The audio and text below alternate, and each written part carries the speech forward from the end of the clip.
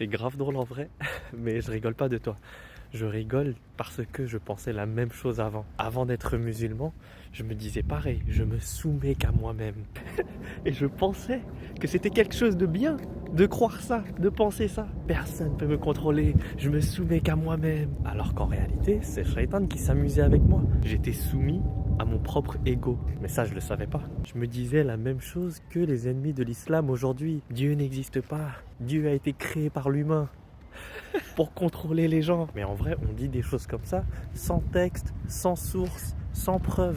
Ma vie avant d'être musulman, c'était le développement personnel. Oh là là, je lisais tellement de livres de développement personnel. Je voulais être maître de moi-même, maître de ma propre réalité. Un truc de fou. Parce que ça sonne bien, hein, c'est vendeur. Ça fait plaisir à l'ego. Mais est-ce que c'est la vérité? Je me disais, moi, je fais confiance qu'à moi-même. Je suis indépendant. Alors que pas du tout, je dépends de mes organes, je dépends de mon sommeil. Le futur, je peux absolument pas le prédire ni le contrôler. Je suis limité à ma propre perception. Enfin bref, il y a trop de failles dans tout cela. Et tu sais, cette phrase de « je ne me soumets qu'à moi-même », c'est une phrase de perdant. Il y a 1400 ans avant, Allah nous l'avait déjà révélé. Dans la Surah 23, ayat 34, Allah dit « si vous obéissez à un être humain comme vous serez alors perdant ». Donc quand tu dis « je me soumets qu'à moi-même », en vrai tu es perdant dans cette histoire. Tu peux pas gagner contre Dieu. Il t'a créé, il reprend ton âme quand il veut. T'as beau être orgueilleux, arrogant, croire ou ne pas croire en Allah, si celui qui a créé ton âme veut la reprendre dès maintenant, il le fait. Et tu pourras rien dire. On peut rien dire. On peut pas gagner contre Dieu. Surtout que Dieu est de notre côté, il nous aime. Mais c'est nous qui commettons une injustice envers lui. On le rejette, on se rebelle contre lui. Tout comme Iblis l'a fait.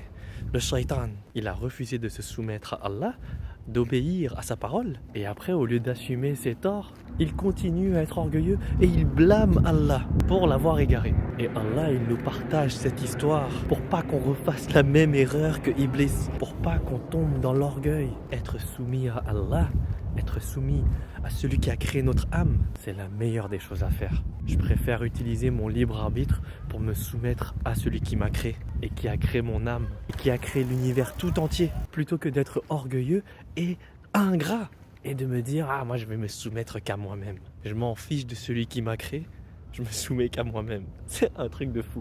Et j'étais dans un égarement de dingue quand je disais des trucs comme ça, quand je pensais ce genre de choses.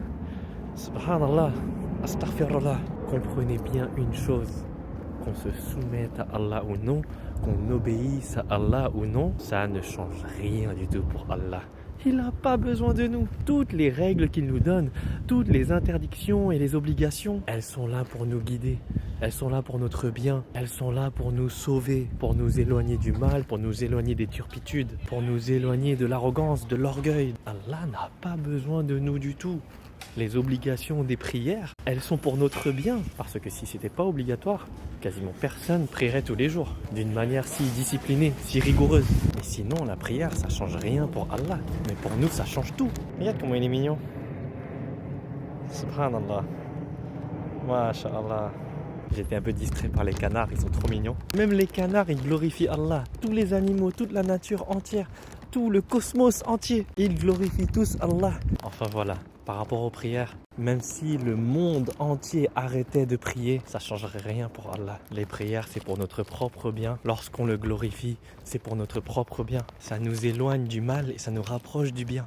Et une fois que tu te rends compte de ça, eh bien tout d'un coup, te soumettre à Allah devient facile. Parce que c'est dans ta nature en fait. On a été créé pour ça, pour adorer Allah seul.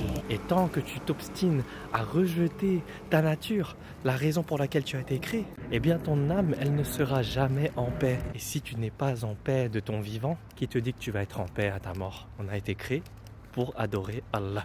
Et mes frères musulmans qui sont mariés, n'oubliez pas, achetez des fleurs pour votre épouse. Faites-le par amour pour Allah. C'est un acte d'adoration aussi. Prendre soin de sa femme, c'est quelque chose qui plaît à Allah. Même si c'est pas une obligation d'acheter des fleurs pour votre épouse, si c'est quelque chose qu'elle aime, alhamdulillah, passez pas à côté des hasanat. Faites des choses qui font plaisir à Allah Azawajal. Lorsque l'homme musulman prend bien soin de son épouse, qu'il est juste envers elle, eh bien il se soumet à Allah de cette manière-là également. C'est ça, adorer Allah dans tout ce qu'on fait. On fait le bien selon le Coran et la Sunna, par amour pour Allah, pour que Allah soit satisfait de nous. C'est ça, vivre pour adorer Allah. C'est pas que la prière et le jeûne, c'est plaire à Allah dans tout ce qu'on fait et tout ce qu'on dit. Allahu Akbar.